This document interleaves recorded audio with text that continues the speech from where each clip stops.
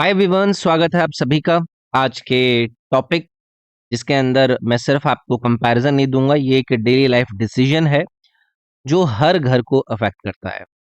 Cylinder versus pipeline, कौन सा better है? इवन अगर आप किसी कॉम्पिटिटिव एग्जाम की भी प्रिपरेशन कर रहे हैं ना, तो ये टॉपिक आपके energy plus infrastructure plus economy, इन तीनों से लिंक्ड होगा। अगर आप एक नॉर्मल यूजर हो तो ये डायरेक्टली आपकी सेफ्टी और आपके मंथली एक्सपेंसेस से भी लिंक्ड होगा। तो एंड तक आपको जरूर देखना है, क्योंकि मैं फाइनल वर्डिक्ट भी दूंगा कि कौन सी सिचुएशन में आपको चीजें बेस्ट नजर आएंगी। तो चलिए अब हम इसका थोड़ा सा कॉन्टेक्स्ट और रेलिवेंस देख लेते हैं। सबसे पहले समझते हैं कॉन्टेक्स्ट।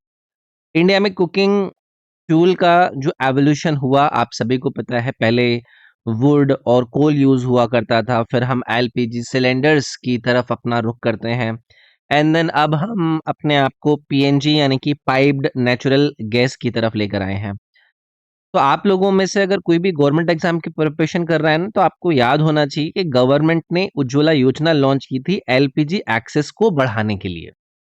ठीक है, तो अब जो फोकस है वो शिफ्ट हो रहा है, वो क्लीनर फ्यूल प्लस जो पाइपलाइन का इंफ्रास्ट्रक्चर है उसकी तरफ शिफ्ट होता हुआ नजर आ रहा है। और इसीलिए topic static GK plus current affairs दोनों में हमारे लिए इंपॉर्टेंट भी हो जाता है। तो चलिए अब हम इसकी थोड़ी सी डीप अंडरस्टैंडिंग के लिए इसकी साइंटिफिक डिफरेंस को समझते हैं। थोड़ा साइंस समझने की जरूरत है। तो एक तरफ आपको मैंने यहाँ पर एलपीजी का रेफरेंस दिया है, जिसको हम लिक्विफाइड पेट्रोलियम गैस कहते हैं, जिसमें आपको प्रोपेन प्रोपेन का अगर मैं आपसे केमिकल फॉर्मूला पूछूं तो आप सभी को रटाया जाता है C3H8 और प्लस ब्यूटेन। ब्यूटेन को कब किस केमिकल कॉम्पोजिशन से हम डिनोट करते हैं? C4H10 से। तो हाई प्रेशर पर लिक्विड फॉर्म में स्टोर करा जाता है, जिसको इजीली ट्रांसपोर्टेबल फॉर्म में हम देखते हैं। दूसरी तरफ आपको नजर आएगा पाइप्ड नेचुरल गैस यानी कि पीएनजी। मेनली इसके अंदर आपको मीथेन गैस नजर आएगी। मीथेन गैस बोले तो CH4 गैसेस स्टेट में पाइपलाइन से ये हमारे घर के अंदर भेजा जाता है।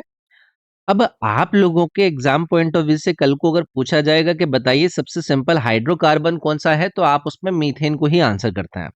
ठीक है, इसके अलावा एक इंपॉर्टेंट डिफरेंस आपको यहाँ पर नजर आ रहा होगा कि जो आपका एलपीजी है वो स्टोर होता है, और जो आपका पीएनजी है वो गैसेस है, वो क्या करता है? वो फ्लो करता है।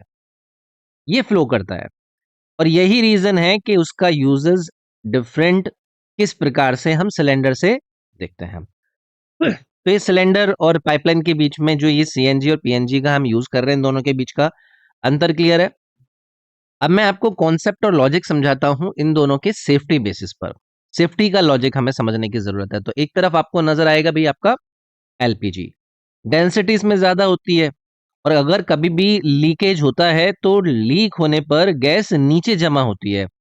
अगर बंद रूम है तो उसमें एक्सप्लोजन का रिस्क इसमें ज्यादा होता है। जैसे एग्जांपल के तौर पे किचन के नीचे गैस फिल हो जाए तो स्पार्क से ब्लास्ट हो सकता है, और हमने ये देखा भी है। और दूसरी तरफ आपको क्या नजर आ रहा है? पीएनजी फॉर्मेट नजर आ रहा है। लाइट गैस होती है, लीक होने पर ऊपर चली जाती है और क्विकली आपका ये बाहर की तरफ डिस्पर्स हो जाती है। ठीक है, तो हम ये कह सकते हैं कि यहाँ पर कंपैरेटिवली जो आपका पीएनजी है वो क्या है? सेफर साइड में है। ओके, अब इसके हम सप्लाई सिस्टम की तरफ देखते हैं कि उसके इंफ्रास्ट्रक्चर के पीछे क्या लॉजिक होता है। तो सप्लाई सिस्टम समझिए। जब हम एलपीजी की तरफ देखते हैं, जहां पर सिलेंडर होता है, सिलेंडर डिस्ट्रीब्यूटर के पास आता है और डिस्ट्रीब्यूटर से वो डिलीवरी सप्लाई चेन डिपेंडेंट हो जाती है, इस तरीके की सिचुएशन होती है। और दूसरी तरफ है आपका पीएनजी। पीएनजी सिस्टम में क्या होता है? गैस फील्ड्स होते हैं। गैस फील्ड से पाइपलाइन जाती हैं, पाइपलाइन सिटी के अंदर जाती हैं, और सिटी से आपका वो आपके घर में यानी कि आपके होम तक पहुंचाई जाती हैं। तो ये क्या है? ये एक कॉन्टिन्यूअस फ्लो है।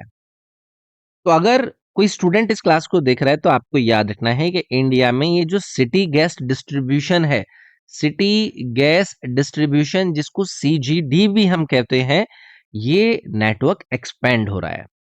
तो हम यहाँ पर क्या कंक्लूजन निकाल सकते हैं? हम ये कंक्लूजन निकाल सकते हैं कि जो पीएनजी है वो है अनइंटरप्टेड सप्लाई प्रोवाइड करने वाला प्रॉपर सिस्टम। समझ गए? अब इसके बाद हम स्पेस और अर्बन प्लानिंग की थोड़ी-सी यहाँ पर बात करेंगे, दोनों एलपीजी और आपके पीएनजी को लेकर। अर्बन प्लानिंग का एंगल देखें तो एलपीजी की तरफ जब हम देखते हैं तो सिलेंडर बल्कि होता है। उसके लिए आपका जो स्टोरेज है वो क्या होना चाहिए? स्पेस होना चाहिए। दूसरी तरफ आपका पीएनजी है। पीएनजी क्या है? वॉल माउंटेड पाइपलाइन होती है। कोई भी वहाँ पर बल्कि स्टोरेज की ऐसे कोई नीड होती ही नहीं है। तो अर्बन इंडिया का ट्रेंड क्या है? वहाँ पर फ्लैट्स छोटे हैं और मॉड्यूलर किचन्स हैं। तो हम कंक्लूजन यहाँ पर ये निकाल सकते हैं कि जो आपका ये पीएनजी मॉडर्न हाउसिंग है, उसके लिए पीएनजी क्या है? आइडियल है। इसके बाद हम इसका थोड़ा-सा कॉस्ट एनालिसिस भी कर लेते हैं, सो दैट कि एग्ज़ाम के पॉइंट ऑफ व्यू और हमारी एक इंडिपेंडेंट लर्निंग के लिए इसको हम अच्छे से ब्रेकआउट कर सकें। जब हम एक बार एलपीजी की तरफ देते हैं, तो गवर्नमेंट कंट्रोल एक सब्सिडी सिस्टम इसके अंदर है, एडवांस पेमेंट आपको करना होता है और हर सिलेंडर की फिक्स्ड कॉस्ट होती है। और दूसरी तरफ है आपका पीएनजी, मीटर बेस्ड बिलिंग होती है और उसमें आपका जो कंजम्पशन बेस्ड कॉस्ट है, वो आपके सामने आती है। तो पे उतना करना पड़ता है जितना आपने यूज़ किया है, तो पे एज़ यू यूज़ मॉडल इसके अंदर पीएनजी में आपको नज़र आता है। इसके अलावा जो सब्सिडी बर्डन है, वो गवर्नमेंट के लिए मेजर इश्यू है, तो इसीलिए हमेशा आपको नज़र आएगा कि एलपीजी के ऊपर जो इश्यूज़ आते हैं, उससे कहीं न कहीं गवर्नमेंट का इन्वॉल्वमेंट हमें ज़्यादा नज़र आता है। अब आगे बढ़ के हम इसके इंफ्रास्ट्रक्चर चैलेंज को समझते हैं, जो कि एक ज्योग्राफिकल लिंक के थ्रू आपको समझना पड़ेगा। सबसे बड़ा लिमिटेशन है ये। जब मैं पीएनजी की तरफ आपको लेकर चलता हूँ तो पाइपलाइन नेटवर्क कॉस्टली होता है। ये मोस्टली मेट्रो सिटीज तक ही लिमिटेड है, लेकिन जब आप एलपीजी की तरफ आते हैं तो इजीली ट्रांसपोर्ट होता है। रिमोट एरियाज तक इसकी हम पहुंचा पाते हैं। तो इंफ्रास्ट्रक्चर डेवलपमेंट अनइवन होता है इन दोनों के अंदर। तो हम यहाँ पर ये कह सकते हैं कि एलपीजी अभी भी रूरल इंडिया की एक बैकबोन बना हुआ है। तो रूरल इंडिया में आपको ये एलपीजी यानी कि सिलेंडर्स का ही यूज मैक्सिमम नजर आएगा। अब मैं एक आपके लिए कंपैरिजन करते हुए एक रिवीजन टेबल बना रहा हूँ। ये आपके लिए रिवीजन के लिए बहुत बढ़िया है। गैस टाइप जो कि मैंने यहाँ पर आपको दिया है, एलपीजी सिलेंडर के अंदर आपको प्रोपेन और ब्यूटेन नजर आएगी। पीएनजी के अंदर आपको मेथेन यूज नजर आया। सेफ्टी की अगर हमने बात करी तो आपका जो एलपीजी है वो जमीन पर फैलती है, खतरा रहता है।